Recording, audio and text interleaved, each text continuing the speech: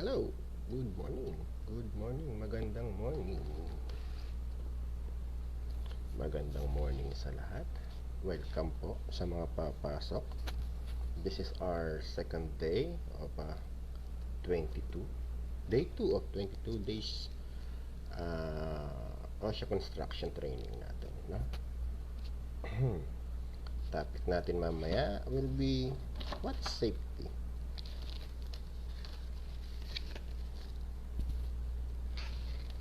Kahapon, introduction to OSHA. Ngayon naman, yesterday we talked about introduction to OSHA. Now we're going to tackle what is safety. Ay, shoutout po. Shoutout sa ating bagong, sa unang pasok. Shoutout. Ang ngalan nito, CCCC. Hindi ko makita ang pangalan. Bakit ganun? Shoutout po. Mary Pampon. Ayun. Merbean Pampo. Shoutout po. Olegna Sarabla. Shoutout po. Welcome po. Welcome sa inyo.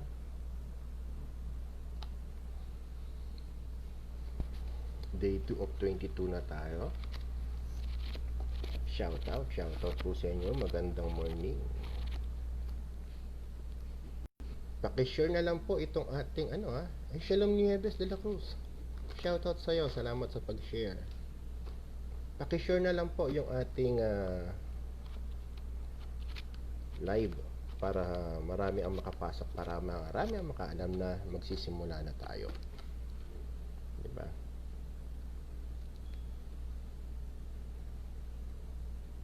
Bench Letaban Sandoy, shoutout po. Shoutout sa inyo, shoutout. Francis Sandoval, shoutout po sa inyo. Si Boss Francis Sandoval, si Boss Kicks. Shoutout uli doon sa mga YouTube subscriber natin. Magandang umaga sa inyo. Kay John Ray Guerre, kay Herbert Montejo, kay Jason Along, shoutout po sa inyo. Shoutout. Maraming salamat po sa pagsuporta. Junmar Garcia Leones, shoutout po.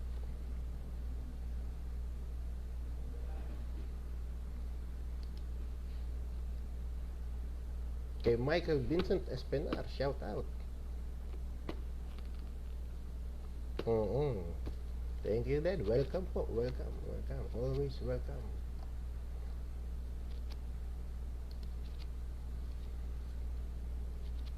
Kay Herbert R. Montejo, shoutout sa'yo ulit. Don Bien Medina, shoutout po. Tinitingnan ko yung mga subscriber natin, yung mga nagpapa-shoutout. Abdul Hamid Lugindab, shoutout po. Jomar Navarra, shoutout po.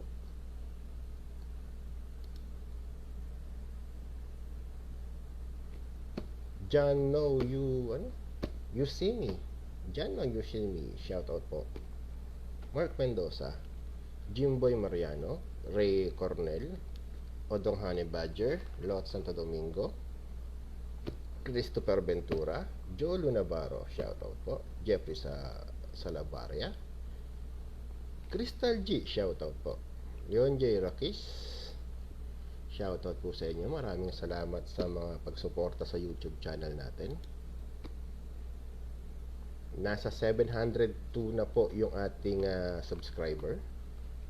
300 na lang. Boss Jolo, shoutout. Musta? Okay naman po ako, sir. Cancer Gaming, shoutout po. Giovanni Kate Gordoso, Mark Cruz, Gaspar Pasio, shoutout. Shoutout sa mga tiyahin ko. Kay Ati Linda, kay Ati Bubong, kay Chan Lebe, sa pamilya ni Ati Beng, sa mga pininsan ko sa Bustos, kay Mayor School, kay pare Michael Alejandro na natutulog ngayon, Salamat sir, salamat Sir Helbert Montejo. Siya, present daw siya. Maya niya ulit papanoorin. Sige po, wala pong problema. I-upload naman natin to sa YouTube mamaya eh. Tapos pwede din naman sa ano. Barakong Bombay, shout out. Good day din sa'yo sir. Shout out sa kapatid ko, kay Roque the Lion Eater. Sa kapatid ko babae, kay Raquelita TikTokers. Saka Dico ko, kay Ronaldo the Model Manager Castelo. Shout out. Diba? Tapos shout out sa mga anak ko, kay Christian Manager Castelo, kay Christine Ganda, kay Crystal Sexy, kay Prince Pogi, kay Rain Pogi, diba? JR Gulsilio Utol, shout out sa'yo. Don Di Cadiz Cruz, Soriano Cruz, shout out tol. Junmar Garcia Leones, shout out sa inyo. Shout out po. Paki-share na lang po yung live natin para malaman ng iba na tayo ay malapit na magsimula. Chantel Pagdusulan, shout out po. Diba? Paki-share na lang po yung ating live para malaman ng mga kasama natin na tayo ay magsisimula na, para makahabol sila. At ihanda nyo na rin po yung inyong ballpen at notebook para sa pagkuha ng notes.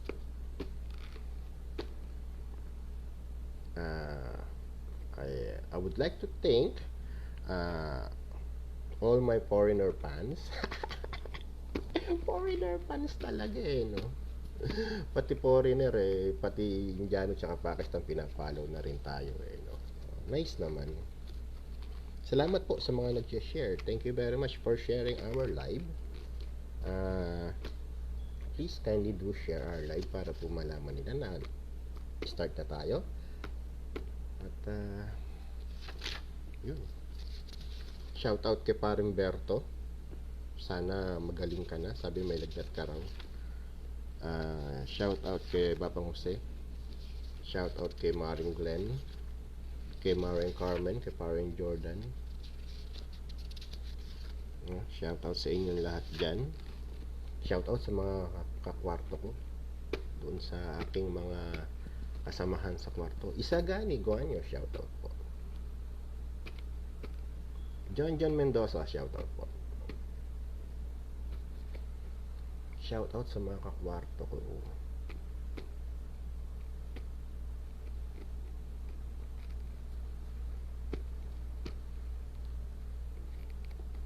Good morning sir, magandang umaga sa inyo.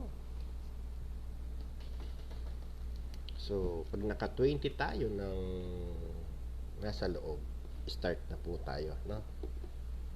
Kaya paki-share na lang po yung ating live. 8 na, 12 na lang, diba? Zook Aled na Rudsela, shout out po. 12 na lang, start na po tayo. John Mendoza, shout out sir. Magandang umaga sa'yo. Magandang morning, di ba? Shout out sa lahat ng kasamahan at tauhan ni Manager Ronaldo Castelo do sa mga projects nila. Anong company yun? Kalimutan ko. Shoutout po sa lahat ng staff ng Concept, lalo na sa mga nagagandahan nilang mga staff. Nagagandahang staff ng Concept. Magandang umaga po sa inyo. Yung mababait na staff ng mga Concept. Yan.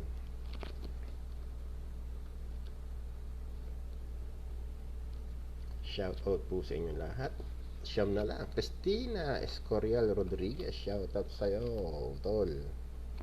8 na lang po. Start na tayo. Si Christina the Black Belt.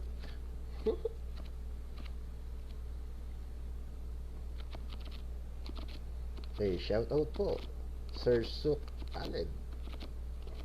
Narudsela. Shoutout daw from UAE. Stay safe. Same to you, sir. Stay safe po. Ingat po tayo dyan palagi sa UAE. Purge Mendoza Escalona. Shoutout po. Noel Oshbinag. Ay, sir. Shoutout po. Magandang umaga po sa inyo, Sir Noel. Kamusta po kayo? Ito po yung welcome po. Ito po yung ating second day tungkol sa OSHA. Para po may advanced learning yung mga tao at may information po sila kahit paano. Christina Escolero Rodriguez from UAE, shoutout po. So, 10 na lang. Nabawasan pa. Paunti-unti na lang. Shoutout po sa inyong lahat. Magandang umaga. Maya pong konti magsisimula na po tayo, no? 9:10. Start na tayo ng 9:10 siguro para mabilis matapos. Kape po.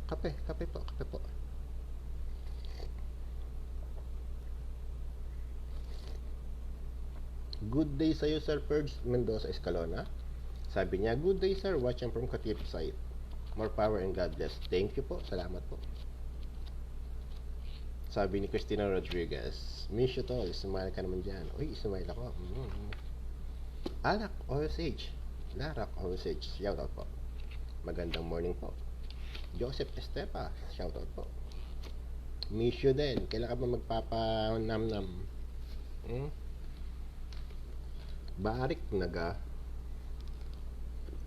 Shoutout sa mga taga Batangas, sa mga taga Bustos, sa mga taga Baliwag, diba? Sa mga taga Pasay, sa mga bayaw ko dyan, sa mayor namin, kay Mayor Ferdy Estrella, na napakahusay.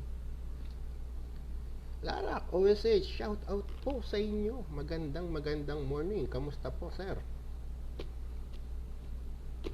At ang grupo ng TEMS, diba? TEMS. Shout out po sa inyo. Shout out. 9-8. 2 minutes na lang, start na po tayo. Kahit ilan yung pumasok. 14 siya ngayon. So, merong tanong kasi, no? Merong mga tanong na, di ba, kadalasan ang tanong, isa lang yung sagot. Oo, hindi. Kaliwa o kanan, di ba? Pero meron bang tanong? Meron ba kayong alam na tanong na maraming sagot? Isang tanong lang siya pero ang dami niyang sagot. Meron ba nun? Clyde Jumsay, shoutout po. Shoutout sa iyo, Clyde. Anong tanong yung isang tanong lang pero ang dami niyang sagot? Meron ba nun? Anong klaseng tanong ba yung maraming sagot? Diba? Anong tanong ba ito? So, ang tanong na yan ay yung what is safety daw. Diba? Pag tinanong tayo, pag nasa training tayo, may 10 tao, magtatanong yung trainer natin ng what is safety. Ngayon, sasagot ngayon yung mga estudyante. Sasabihin nila, safety is freedom of oneself from hazard. Meron namang sasagot, safety is control of hazard to attain acceptable level of risk. Meron namang sasagot, safety is control of hazard through injury prevention and damage control. May sasagot na, safety is me. Maraming sagot sa isang tanong, 'di ba? So ngayon, ang tanong natin is bakit? Bakit ang daming definition ng safety? 'Di ba? Pag tinanong what is definition of safety, napakaraming sagot eh. Meron bang mali sa mga sagot na 'yon? O lahat sila mali? O sino ba ang tama, sino ba ang mali? Diba? Well, lahat po yun tama. Kasi ang pinapatungkulan lang din naman yan is yung pagiging ligtas, yung pagiging safety. Kaso nga lang, kaya nagkakaiba-iba yung pananaw o yung sagot kasi depende po sa pananaw nung sumasagot. Di ba? Siguro nabasa sa internet, nabasa sa Google, nabasa sa mga post, o safety is free from harm, di ba? Madaming klase kasi yung definition niya eh. Madaming isasagot sa iyo eh. So, pag pinag-usapan natin yung safety, ito yung tumatalakay sa kaligtasan mo. Ngayon, paano ba tayo magiging ligtas? At bakit ba natin kailangan maging ligtas? Para saan ba? Di ba? Kailangan natin maging ligtas sa paraan ng pagtatrabaho dahil maraming hazards. So ngayon, pag sinabi yung hazards, ano ba yung hazard? Ano po ba ang pagkakaintindi natin sa hazard? Di ba? Sinasabi nila, yung hazard daw, ito yung mga bagay na maaaring makasugat o makadisgrasya o makasira o yung kombinasyon nito. Sa madaling salita, hazard is anything that may likely cause personal injury or damage or their combination. Diba? Anything that may likely cause personal injury or damage to property or their combination, sabi nila. Ngayon, yung risk, ano naman yung risk? Sabi nila, ang risk daw, degree of exposure or chances of exposure to hazard. Sige, Sanders, sa Nelson Jr. mo, Marchand, wala pong problema. Panoorin nyo lang po mamaya. Louis Dimiano Garcia, shoutout po. So, meron tayong tinatawag na risk, meron tayong tinatawag na hazard. Pero saan ba nanggaling itong mga hazard? Where did this hazard came from? So, basically, there are two sources of hazards. One is unsafe act, and the other one is unsafe condition. So, pag sinabi natin unsafe act, ano ba ito? Diba? Pag sinabi natin unsafe condition, ano ba ito? Sabi kasi nila, ito daw yung pinanggagalingan ng hazard. So, yung bang example ng unsafe act, sabi ni Sir Dondi, hazard potential of the material, person, equipment of a cause of harm, injury, and damage to property. That may likely cause, di ba? That may likely cause, o may chance na makasugat, makasira, makadisgrasya. Yun yung hazard.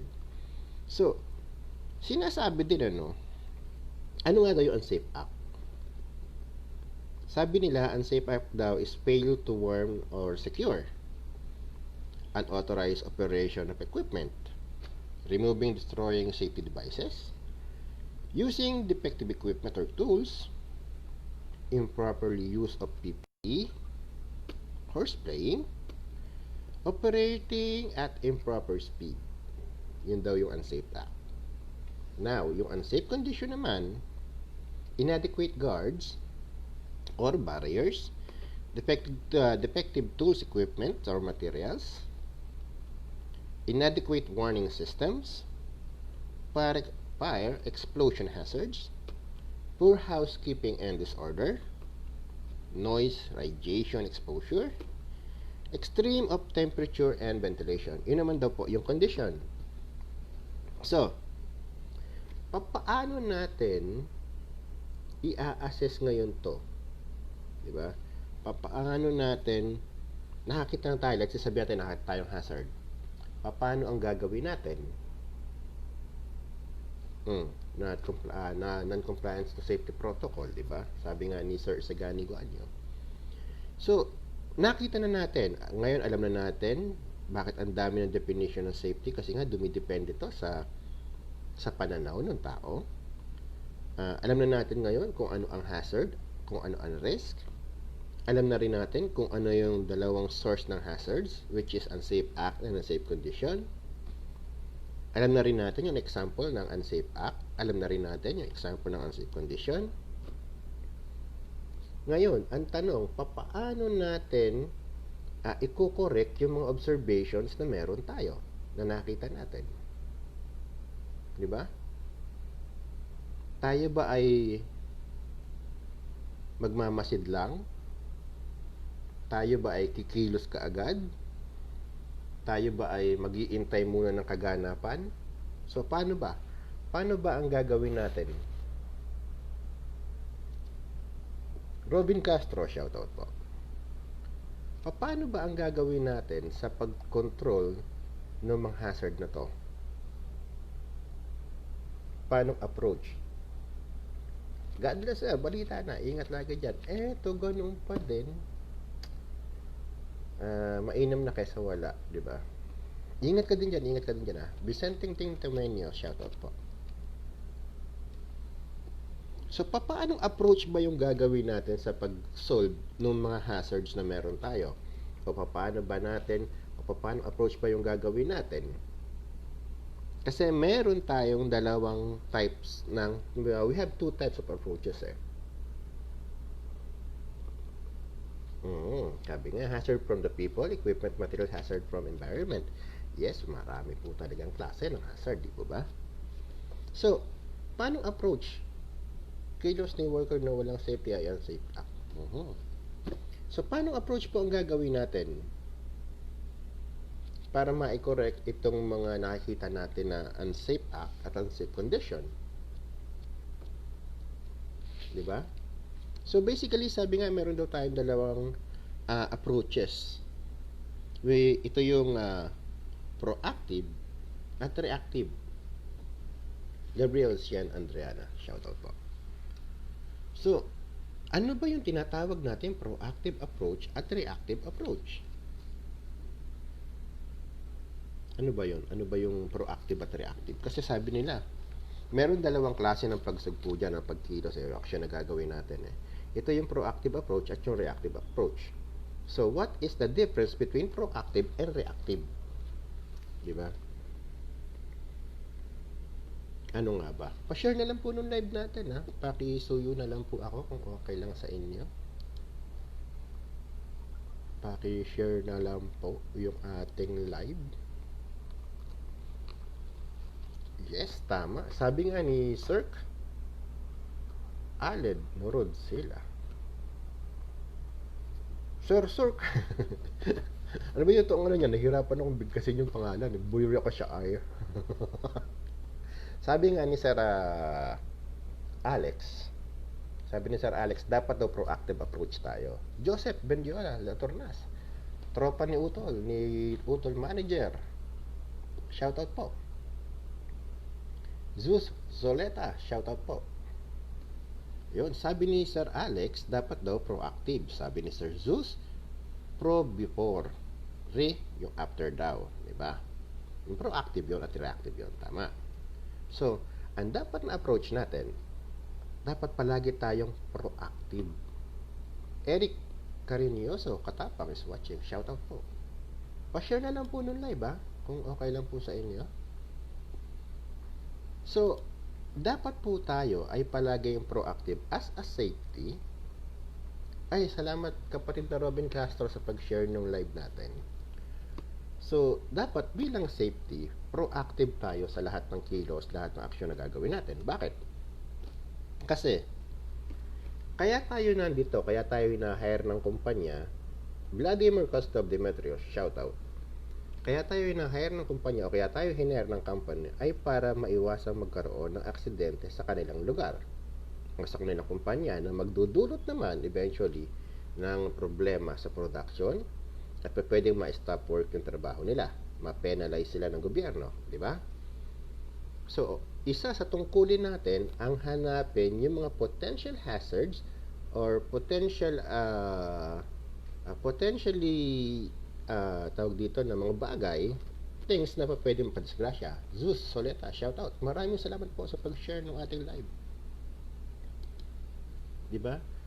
Obligasyon natin mga kasama na pangunahan o unahan na makita yung mga bagay na alam nating makadidisgrasya sa mga tao natin, sa mga kasama natin.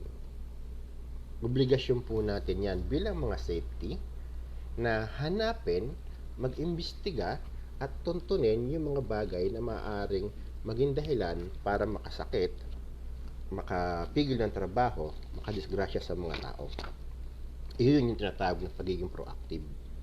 Hindi po yung iniintay muna natin na may madisgrasya bago tayo kumilos.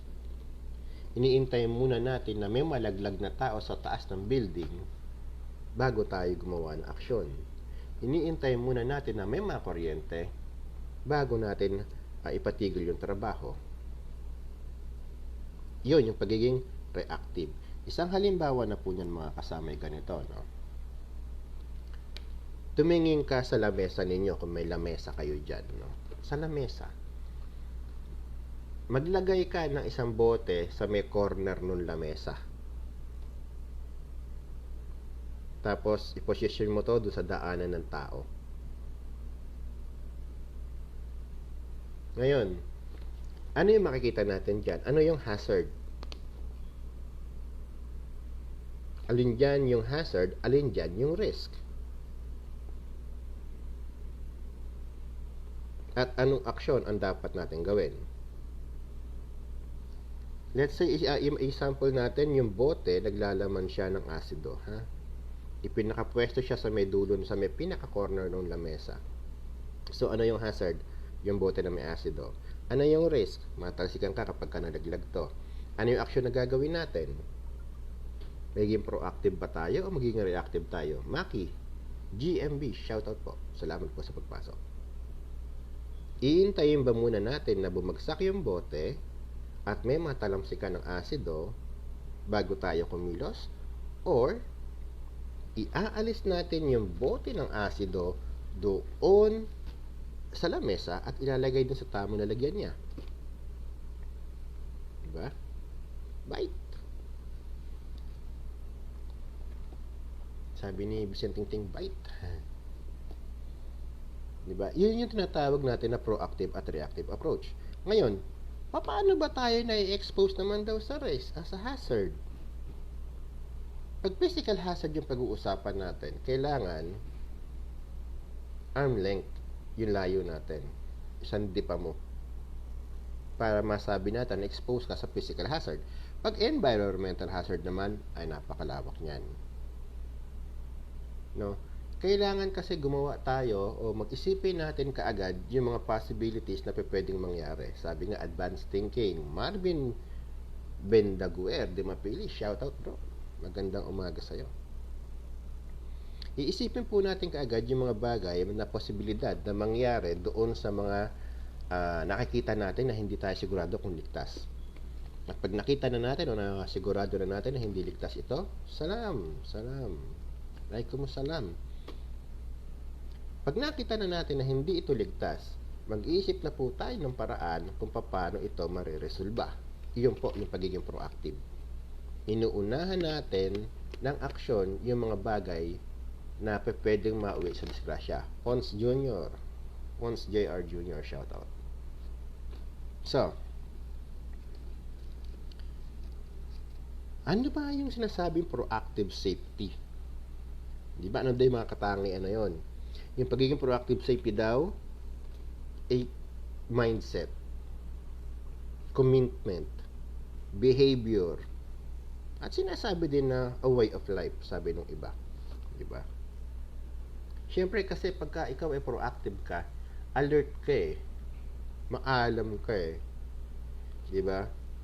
Pag alert ka, maalam ka at mahal mo yung trabaho mo, totoo yung pagpapahalaga mo dun sa mga tao, pipilitin mo silang maging ligtas as much as possible. Di ba? Parang yung pagmamahal mo sa magulang mo, sa mga anak mo, sa asawa mo, sa girlfriend mo, sa kaibigan mo, di ba? Meron kang kaibigang umiinom, malakas uminom, may kaibigan kang nagdadrive ng mabilis, pinapaalalahanan mo, di ba? Sinasabi mo kung ano yung pwedeng mangyari. Parang ganun lang yun. Ganun yung pagiging proactive natin. ina-anticipate na natin yung maaaring mangyari at ginagawaan natin ang aksyon para hindi mauwi o hindi magkatotoo yung mga nakakita natin. Ngaw, para daw tayo ay maging isang mahusay na safety, ano yung mga katangian na dapat meron tayo?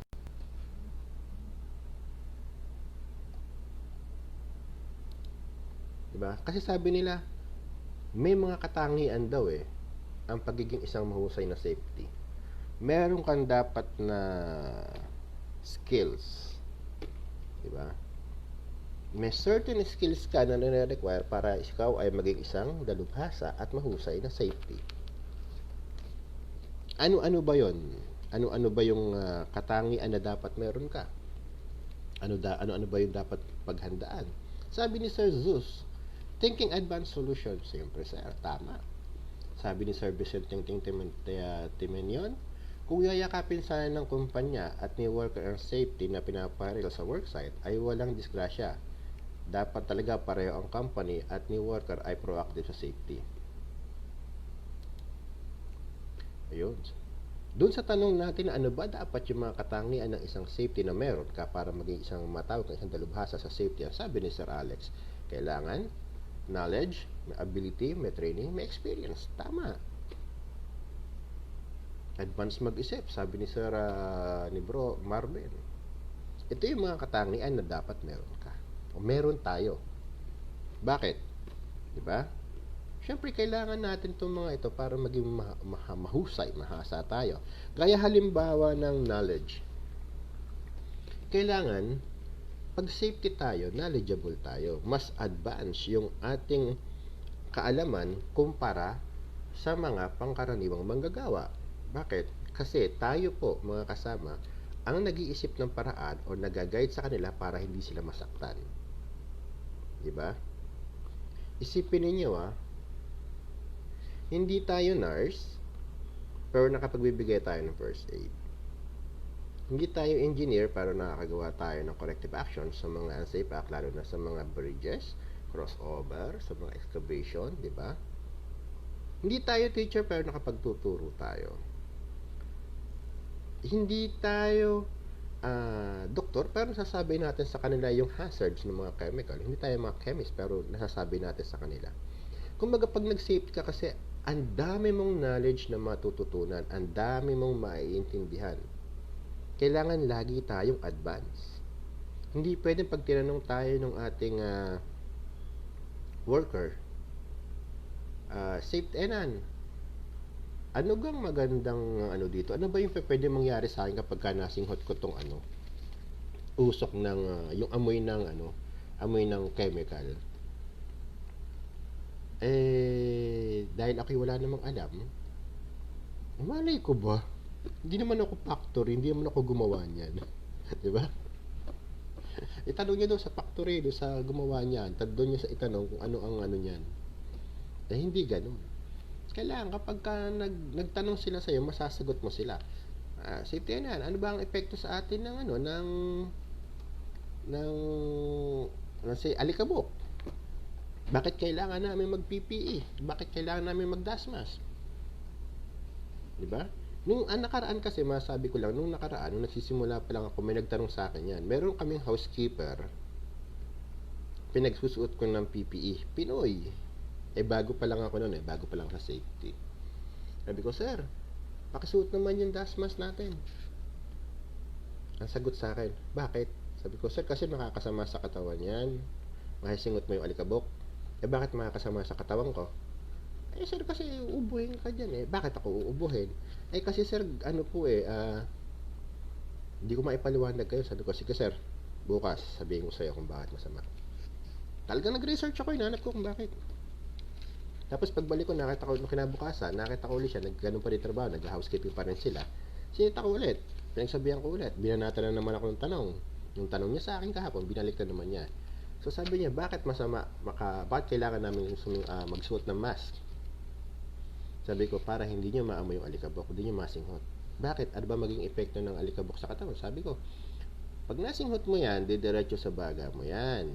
Ngayon, pwede kang magkasakit sa baga, prolonged exposure, hindi naman bigla-bigla yan, pwedeng magkaroon ka ng lung cancer. Sabi niya, bakit? Pinaghandaan ko na, sabi ko, kasi dust ay merong silica. Ngayon yung silica na to ay nagiging active pagka nagkaroon ng radiation. TV, computer, cellphone, lumalapad yan, lumalambot yan, bumabalatay sa baga mo yan. Kapag inubo ka, yan ang kakaskas sa baga mo, magkakaroon ka ng sakit sa baga. Diba? Yun sinabi ko sa kanya. O di sumunod. Ang punto ko is, hindi lahat na makakaharap natin na tao, obedience. Hindi lahat na makakaharap natin worker susunod. Maraming worker ang susubukan po tayo. Tayo mga safety, susubukan tayo ng mga workers kung gaano tayo katatag, kung gaano tayo kaalam sa ating mga trabaho. Ngayon, kung hindi natin kaya at hindi natin kayang ipaliwanag sa kanila ito, baka sabihin ng mga yan, nagpapanggap lang tayo. Kaya kailangan maging maalam tayo. Kaya importante sa isang safety ang maging knowledgeable sa lahat ng klase ng standards, sa lahat ng klase ng procedure na meron. Diba? So, 1, kailangan knowledgeable si safety. Second, kailangan prepared. Bakit prepared? Kasi mag-a-apply ka ng trabaho bilang safety, baka akala mo kapag ka nag-safety ka, upo ka lang sa opisina. Hindi po. Ang pagiging isang safety, hindi palagi nakaupo sa opisina. More on-site tayo kapag ka construction, especially kapag ka nasa flow line tayo. Disyerto talaga yan. As in, dadaling ka sa gitna ng disyerto, nandun yung trabaho ninyo, naghuhukay kayo, nagkalatag kayo ng tubo para sa product na nadadaan doon. It's either tubig or chemical or gas, kahit ano. Ngayon, walang opisina dyan. Ang opisina mo, pwedeng mangyari dyan is yung sasakyan mo lang. Andun sa sasakyan mo, yung tubig. Nandun sa sasakyan nyo, yung pagkain. Nandun, yun na yung shelter ninyo. Lahat na. Yun na yun. Hindi lahat ng safety naka-opisina. Hindi lahat ng project nasa city. Hindi lahat ng project may mga kubol, may opisina, may aircon. Diba? Kaya dapat alam natin yan. Takot na takot mo sa interview. Oo, kasi kapag kailangan knowledgeable tayo, kasi dito sa abroad, dito sa amin, sa abroad, sa amin daw no? Dito sa Saudi, bago ka mapasok sa planta, dadaan ka sa interview. Ngayon yung interviewer mo, karamihan dyan, nagpa-power tripping. Lester Abuda, shoutout po. Diba? Hindi ko mo-approve ka na ng Aramco sa isang project, pwede ka na maglabas-pasok sa lahat ng Aramco projects. Hindi. Dadaan ka pa rin sa interview. James Louis Okwia, shoutout po. Kapag ka ikaw approve na rito sa Jubail at ikaw ay dadalhin sa, sabihin natin merong 6 na planta rito sa Jubail, ikaw ay approve na ng Aramco sa isang planta nila, hindi ibig sabihin nun approve ka na sa 6. Hindi. Approve ka lang sa isa. Pag natapos yung isang project nyo sa number 1, lilipat kayo sa project number 2, dadaan ka na naman sa interview. Another approval na naman yan. Pag nakapasa ka dyan, sa number 3, sa number 4, sa number 5, sa number 6. At inuulit ko sa inyo mga kasama, hindi ganun kadaling magpapasa ng interview. Kasi yung ibang interviewer nga po, nagpa-power tripping. Lalo na itong mga ayoko magbanggit ng lahi Pero yung mga lahi nila na yon, ang lakas mag-power trip niyan. Pag nakita na approve ka sa ganitong project, mag-expect ka ngayon na same question yung itatanong sa'yo, di ba? Hindi yun ang itatanong nila sa'yo. Iba yung itatanong nila sa'yo. Mas mabigat, mas matindi. Kaya hindi totoo na lahat na nakakapasa sa ibang project ay nakakapasok. Kasi yung iba, kahit na meron ka ng 4 o 5 approval, pagdating sa pang-6, bumabagsak. Yung iba, pagdating sa pangalawa, bumabagsak. Kasi nga, maintenance na approve ka, pabigat ng pabigat yung interview sa'yo. Ganun po yan. Kaya kailangan palagi kang maalam, palagi kang handa, palagi kang nakapag-review ng procedure, ng standards. Kung ano yung gamit ng procedure, dapat alam mo. Kasi hindi pa pwedeng sasagot ka ng as per SABIC. Hindi pa pwedeng nagtanong ang Aramco sa'yo, ang gamit nila ay CSM, tapos sasagot ka ng as per SHEMS. Hindi pa pwede yun. Kasi hindi sila magkatugma, hindi sila pareho. Diba? So, kung ano yung procedure nitong SABIC, dapat, pag tinanong ka, as per procedure na SABIC ang isasagot mo. Pag tinanong ka ng Aramco, as per CSM ang isasagot mo. As per procedure nila. Hindi pa pwedeng pareho lang. So, sa preparation, yun nga po, sabi ni Sir Alex, yung ibang interview na naman kapag nalipat ka ng work lalo na sa mga planta dyan sa Jubil SABIC at Aramco Refinery line ng mga SHEMS at CSM. Opo.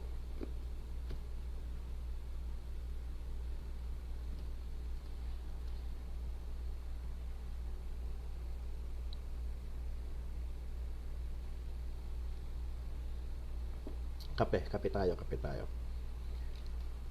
Sabi ni Sir Zeus, ang mahirap na tanong po sa interview ay ang tanongin ka ng kung ano ang hindi mo pa alam sa safety. Oo. Tapos, so yun nga, kaya kailangan natin maging maalam, maging knowledgeable sa procedure na meron tayo. Tapos, kailangan nga, yung preparation, kailangan marunong, handa ka. Mga kulubotibong lahi, sir, parang, ay, ewan, mapunta sana sila dito sa Pilipinas at mapag ang bad mo, Dondi, bad ka, wag kang violente. Mga kulubot. So, una, kailangan natin maging knowledgeable. Second, maging prepared tayo. Third, kailangan skills. Diba? Madiskarte ka. Tandaan natin mga kasama, sa panahon po ngayon, hindi natin pwedeng ipagmalaki na, oy, Pinoy ako. Maalam ako. Kasi hindi lang po tayo ang maalam sa trabaho. Hindi lang po tayo ang may training. Hindi lang po tayo ang nagtapos. Hindi lang po tayo ang engineer, hindi tayo ang architect, hindi lang tayo ang chemist, basta hindi lang tayo ang meron tayo, marami. Hindi lang Pilipino ang meron, marami. Pero bakit pabor na pabor ang mga ibang lahi sa Pilipino? Kasi madiskarte po tayo. Madiskarte. Yan ang number 1 na panlaban ng Pilipino sa abroad, yung diskarte at yung galing natin sa pagtatrabaho. Kasi karamihan po o halos lahat ng ibang lahi, kapag ka, dito sa Saudi kapag ka inutusan ng amo nila, kung ano lang yung iutos, yun lang ang ginagawa. Pero ang Pilipino, kapag ka iniwanan mo, pag iniwanan mo sa isang project, 10 doble no inutos mo, yun natatrabaho. Kaya naman po gustong gusto tayo nung mga amo na yan, ng mga kliyente na yan. Kasi sa diskarte natin. Paki-share na lang po yung live natin, Tapos, meron na tayong skills, meron tayong knowledgeable na tayo. Prepared na tayo. May skills na tayo. Vigilance. Ano ba yung vigilance? Pag ba sinabi natin vigilance, vigilante? Diba? So, yun daw, kailangan vigilance tayo. Alert, kumbaga. Diba? Tapos, kailangan motivated tayo. Paano motivated? Kailangan, pag sinasabi natin motivated, ganado. Kailangan ganado tayo. Paano tayo magiging ganado? Paano tayo mamomotivate? Well, isipin natin, may pinagagawa kang bahay. Isipin mo lang, may pinapagawa kang bahay sa inyo, sa Pilipinas. Diba? Nandito ka sa abroad, may pinapagawa kang bahay, kaya sinisipagan mo panlalo. Balak mo magpakasal pag uwi mo. Di ba? Meron kang mga iniidolo ng mga tao. Di ba? Meron kang gustong maging balang araw. Kaya ka motivated magtrabaho. Kaya desidido kang mag-aral at umasenso sa profesyon ng mga safety kasi meron kang gustong tularan. Meron kang gustong maabot. Meron kang iniidolo. Parang ganun. Iyon ang kailangan sa atin. Let's say sabihin natin, ay ito, dating manggagawa ito pero ngayon, manager na siya. May sarili siyang training center niya. Di ba? Gusto kong maging kagaya niya balang araw. Gusto ko ring maabot yung mga naabot niya balang araw. Ganun. So ngayon, kapag meron kang target, mamomotivate ka talaga sisipagan ka magtrabaho di ba? Ngayon, di ko alam, The Who, di ko alam, sino yon? Junmar Garcia Leones, sino ba yon? Kasi kailangan meron tayong iniidolo, meron tayong gustong gawin, meron tayong gustong gayahin. Hindi masamang manggaya. Diba? Hindi masamang manggaya, hindi masamang mag-ambisyon na yung kung ano yung meron siya ay makuha mo rin, magkaroon ka rin. Hindi masama yan. Kasi nagiging daan yan para ma-push yung ano mo Noe Diasi, shout out. Odong Honey Badger, shout out. Salamat sa pag-share ng video. Kilala mo ba yon, Donnie? Kasi makatutulong yan para magpursige ka. Kasi iisipin mo shout out sa iyo, Noe Diasis. Hello sir. Diba? Kasi isipin mo, ay, itong si sir, dating security guard yan. Na dating security guard yan, na naging labor yan. Tapos, nagsikap siya, hanggang sa maging safety manager siya, hanggang sa maging deputy corporate safety manager siya, hanggang sa naging specialist siya dun sa kumpanya nila, hanggang sa nagkaroon siya ng sarili niyang training center. Gusto ko ring maabot yung naabot ni sir. Gusto ko ring maging ganun kagaya niya. Or mas maganda, gusto ko pang mas malampasan yung naabot niya. Sabi ni Junmar Leones, kilala ko yung sir, napaka down to earth despite sa lahat ng kanyang success. Abay, hindi ko kilala kung sino yan. Yan halimbawa laang. Diba? Kasi maganda yung meron tayong target Ako, maniwala kayo sa hindi. Nung nagsisimula pa lang ako, sabi ko sa mga kasama ko, bigyan nyo lang ako ng 5 years. Corporate safety manager na ako. Sa loob ng 5 years, hindi ako naging corporate safety manager. Pero, naging safety manager ako. Ang taas ng pangarap ko nun Ang taas yun yung pinakamataas yung maging corporate safety manager ka. Hindi ako naging corporate safety manager, pero naging safety manager ako. Pero kung titingnan mo, kung tatanungin mo, talo o panalo, ang sasagot ko sa'yo, panalo. Bakit panalo? Hindi man ako naging corporate safety manager, pero from doon sa posisyon na yon, naging manager ako. Ang laki ng pagkakaiba, ang laki ng itinalon, di ba? Kaya sinasabi ko mga kasama kung mangangarap ka lang, lakihan mo na. Diba? Carlo Brian Guitones, shout out po. Kung mangangarap ka, lakihan na natin. Para hindi man natin maabot yung ating pangarap, yung pinakaitok-tok ng pangarap natin. Pag tumingin ka naman sa likod mo, makakita mo ang layo ng narating mo kaysa sa posisyon mo dati. Nag-move ka. Kasi kung ang target mo is maging ganito, maging corporate, maging may-ari ng sarili mong negosyo, doon ka magpo-focus So lahat ngayon, gagawa ka ng paraan para maabot yung posisyon na yun. Ngayon, kung hindi mo siya makukuha, be proud pa rin. Kasi wala ka na doon sa kinalalagyan mo, hindi ka na safety officer. Hindi ka na worker, hindi ka na labor, hindi ka na ganito, hindi ka na ganyan. 'Di ba? Siguro nakatalong ka na ng times 10 o times 20 mula sa pinanggalingan mo. 'Di ba? Yun yung sinasabi natin. Kailangan motivated tayo kapag nagtrabaho tayo.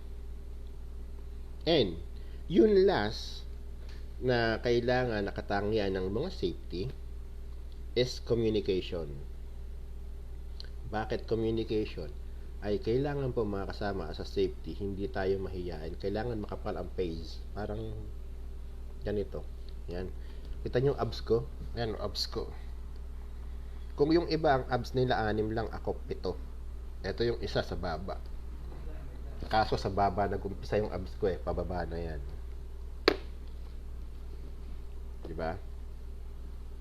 So, yun ang sinasabi natin. Communication.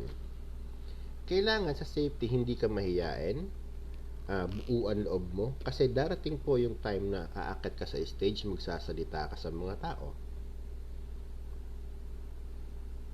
Darating yung time na ikaw yung titir sa toolbox ninyo.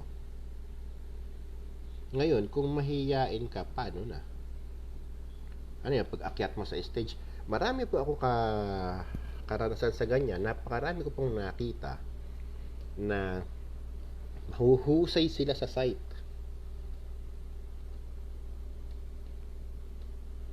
Mahuhusay sila sa site, mahuhusay sila sa dokumento, mahuhusay sila magpatakbo ng tao, pero pag pinakyat mo sa stage, paano magsalita sa toolbox? Ay nauutal. Hindi makapagsalita, nanginginig ang boses. Meron pa nga ako nakita dyan, general toolbox, andun ang kliyente, andun lahat ng top management. Lahat ng tao, nasa 10,000 ng tao. Umakyat siya sa stage. Excuse. Pag hawak niya ng mic, ang banat niya, good morning everybody.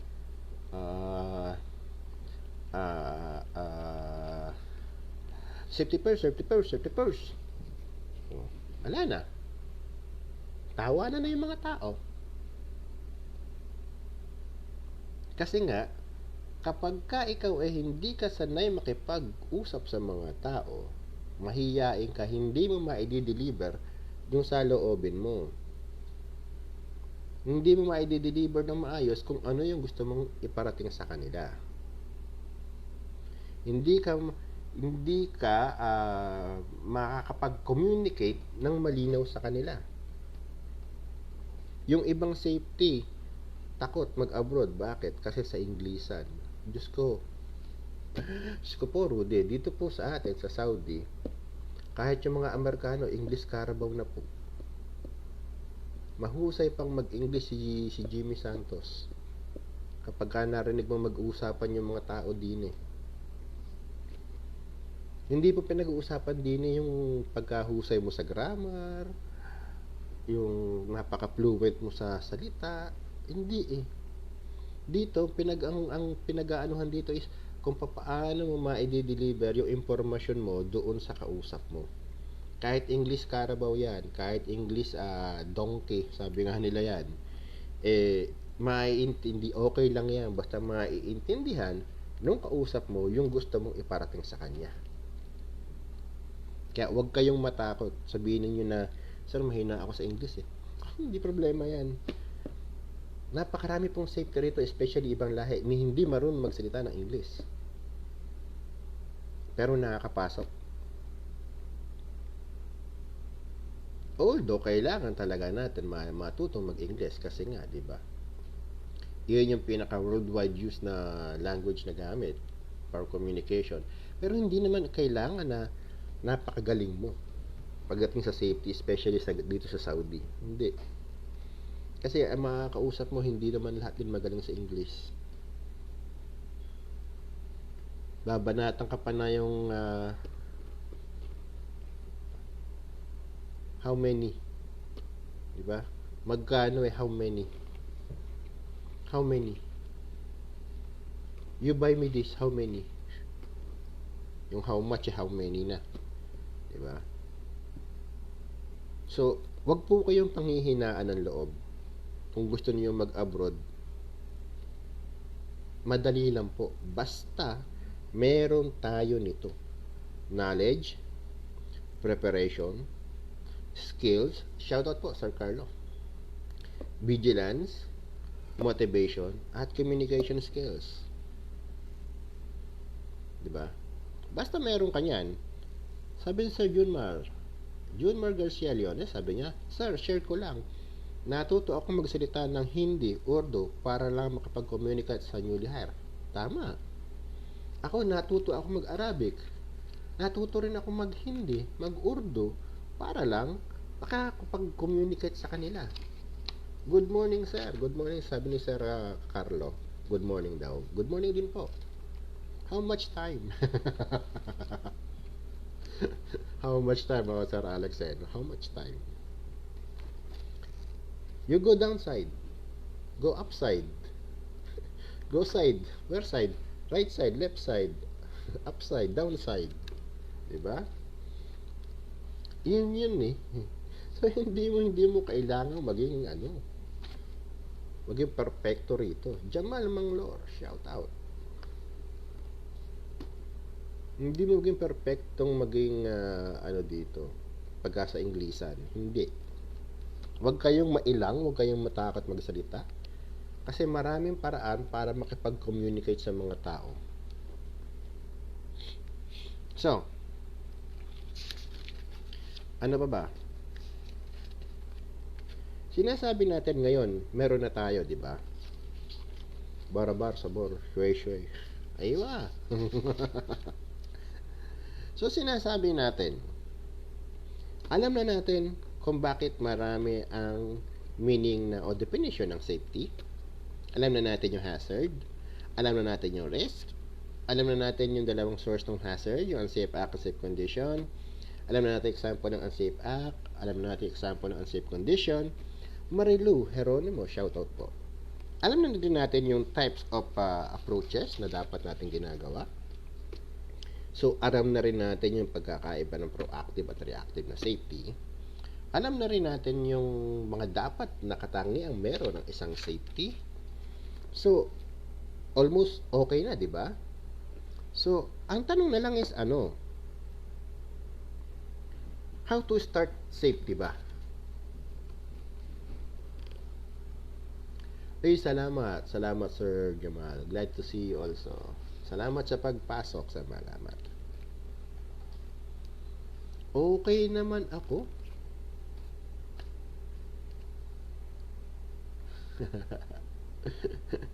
I'm good. How are you? How are you, Jamal? Mervin Pampon, shoutout po. So, how to start safety? So, sabi nila, para daw makapagsimula tayo o makabuo tayo ng isang safety, you have to define and document policies and procedures. Siyempre, we have to develop everything from scratch. We have to define and document policies and procedures for the safe performance and tasks related to jobs. Now, after defining the documents, the policies, the procedures, so we have to provide regular trainings for all employees. After providing regular trainings, we have to communicate with them regularly. Diba? Kailangan daw dokumentado tayo. Fine, salamat. Good. Yes.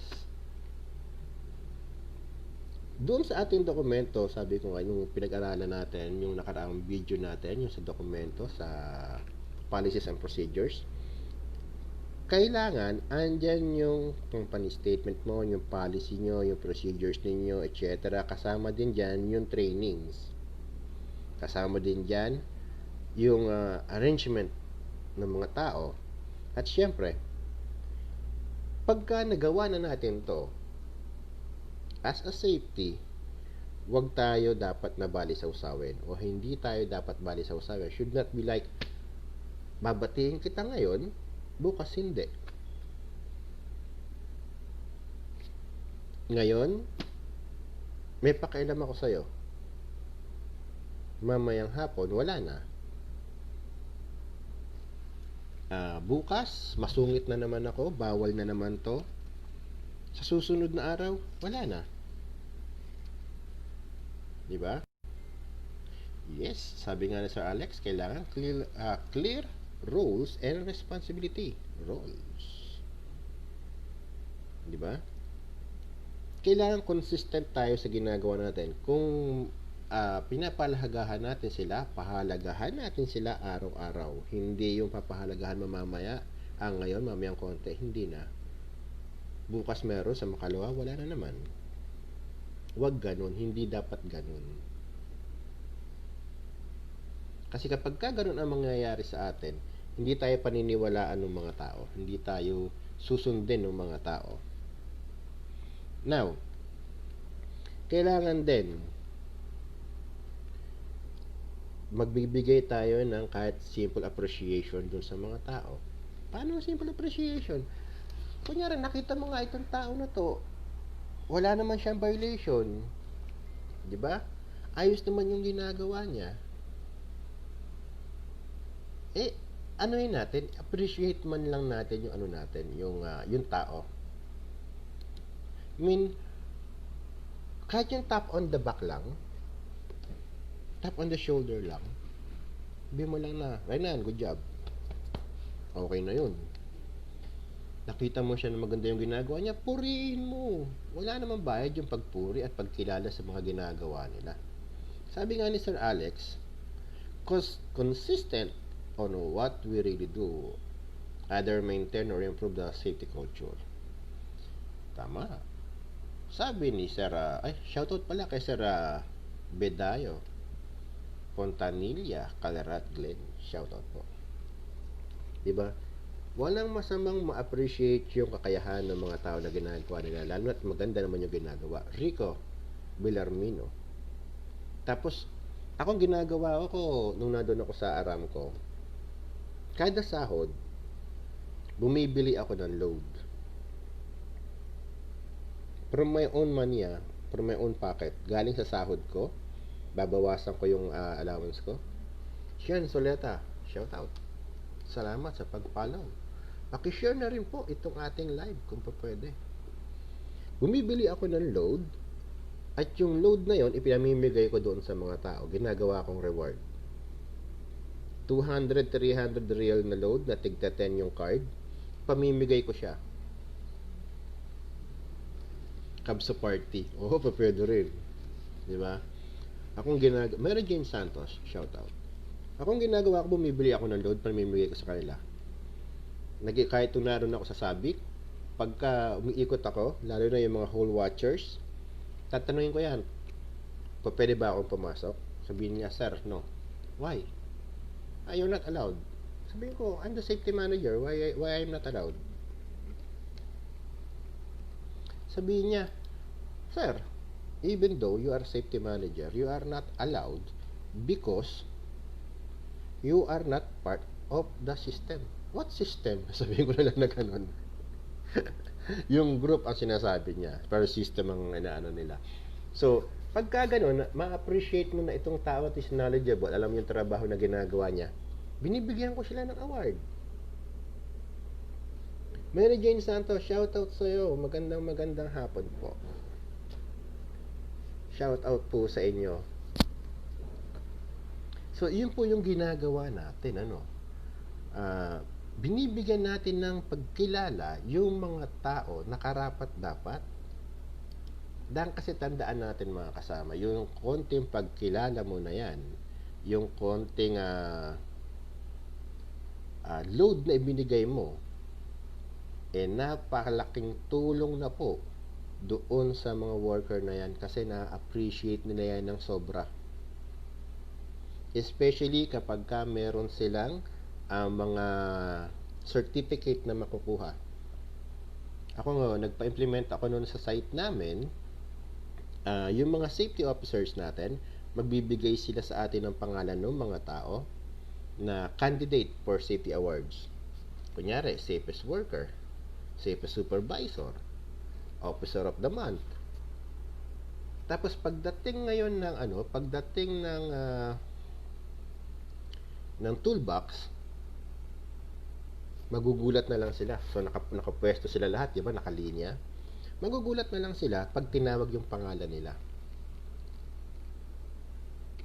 EJ Sulweta, shoutout sa'yo. Yun ang tawag dito, yung mga bagay na ganyan, sabi ko sa'yo, napakalaki sa kanila.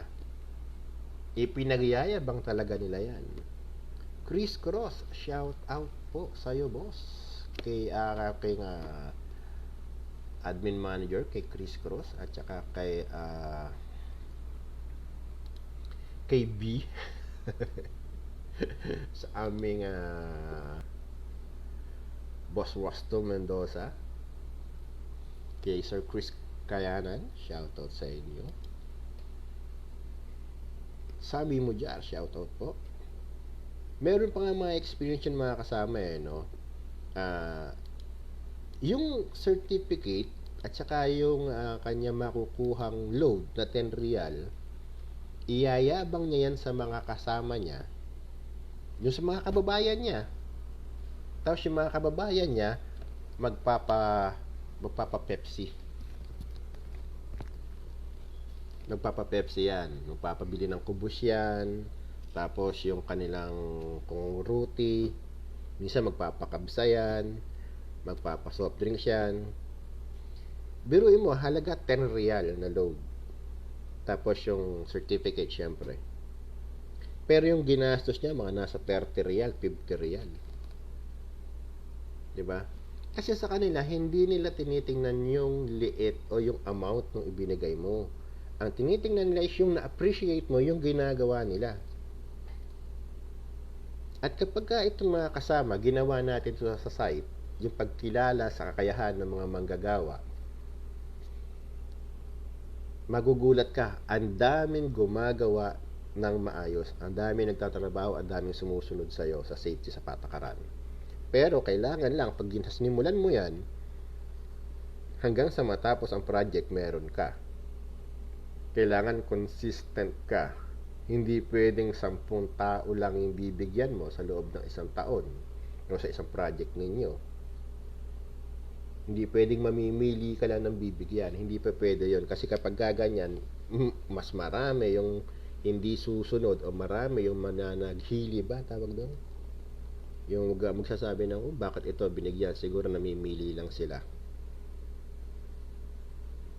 Ans Rep, shoutout po. So, kailangan consistent tayo, di ba? Consistent tayo sa pagkilala sa kakayahan nila.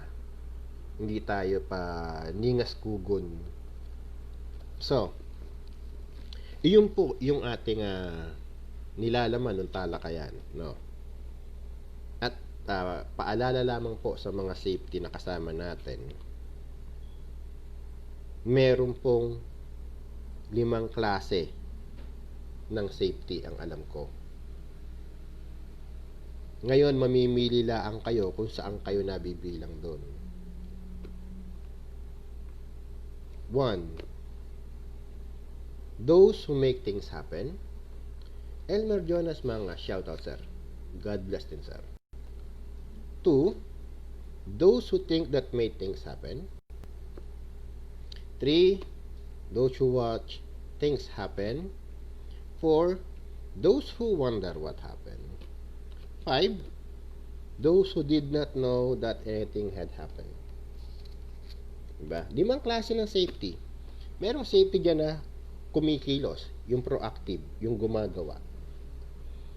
Merong safety dyan na palautos, pero kapag bigayan ng credit, inaangkin niya ang credit.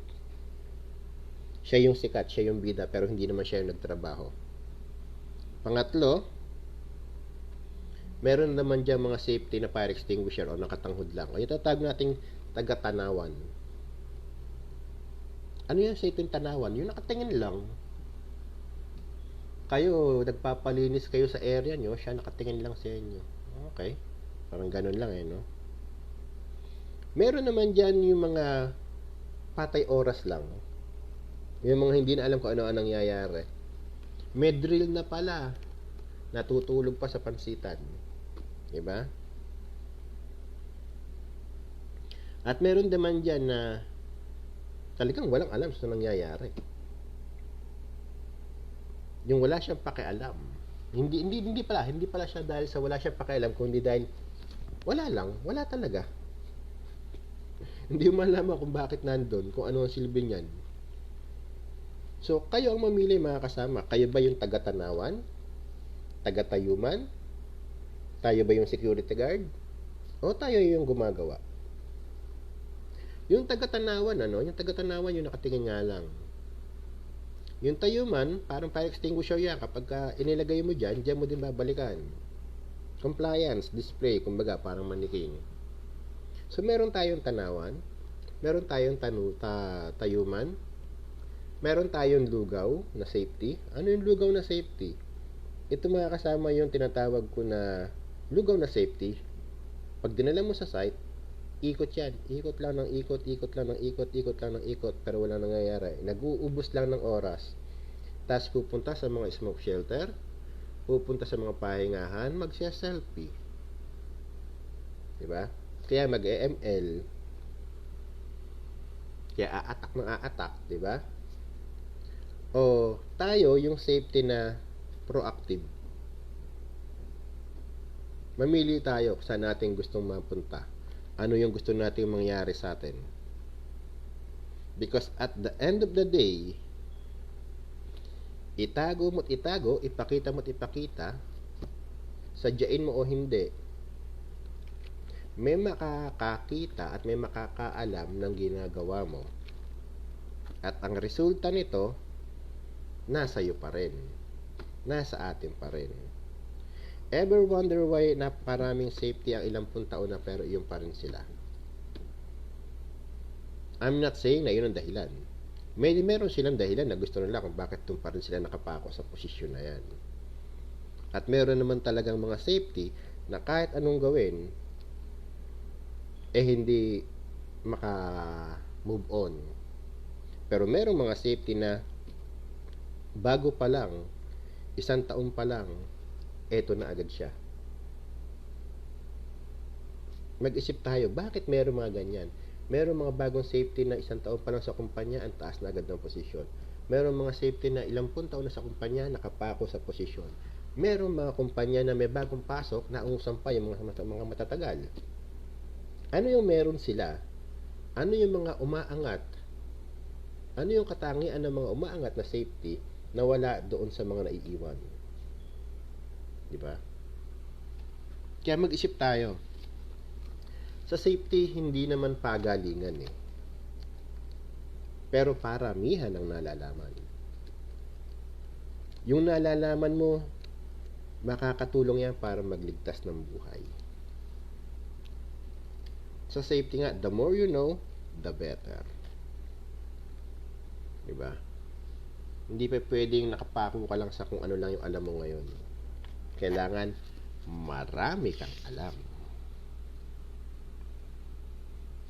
So, iyon lamang po tayo ngayon mga kasama, no? At bukas ang pag-uusapan natin ay ang PPE o Personal Protective Equipment. So, kung meron kayong mga katanungan, wag po kayong mahihiyang magtanong.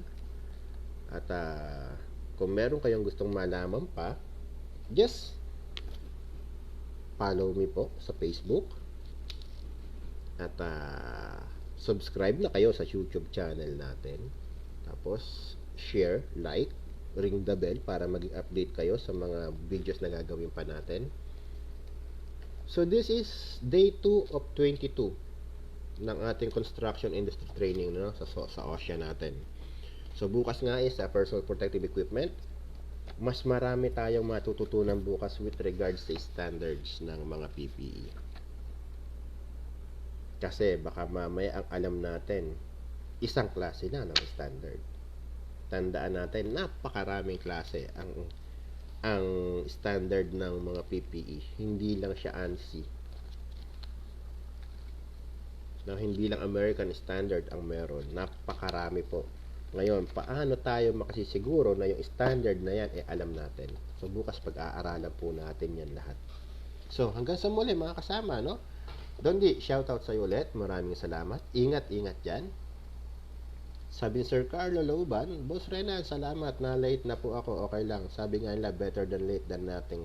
Opo, tama. Okay lang, sir. Pwede mo naman panoorin yung replay at saka upload naman natin to sa YouTube para sa mga manonood pa. So, ito po ulit. Ang inyong kasamang si Renante Castelo nagsiiwan sa inyo ng isang ligtas na araw. Maraming salamat daw, sabi ni Sir Elmer Jonas Mangas. Maraming salamat, sir, sa magandang paliwanag, sir. God bless, sir, again.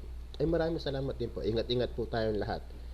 At sa susunod po, bukas ulit. Ay, pupunta pala ako ng Riyadh bukas para sa sa passporting ko. So, Saturday na po tayo magkita-kita. See you on Saturday. See you on Saturday, mga kasama. At ingat po. God bless. Paalam po.